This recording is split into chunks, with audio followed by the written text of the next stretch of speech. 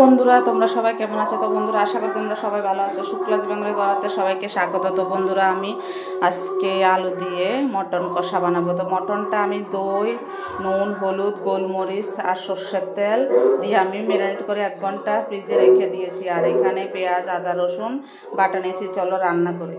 তো বন্ধুরা জিরে ফোড়ন দিয়ে দিলাম। তো বন্ধুরা মশলাটা দিয়ে দিলাম। তো বন্ধুরা একটা পেঁয়াজ কুচে রেখেছি, পেঁয়াজ বাটা দিয়েছি, এটাও দিয়ে দিলাম। তো বন্ধুরা আমাদের এখানে এখনো ঠাকুর বিসর্জন হয়নি, তাই গান হচ্ছে।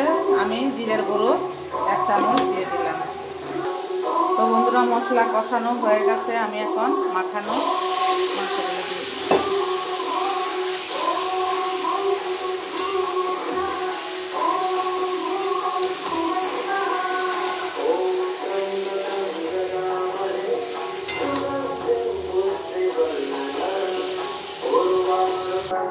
তো বন্ধুরা দেখো খুব সুন্দরভাবে কষানো হচ্ছে কড়াইতে মটনটা।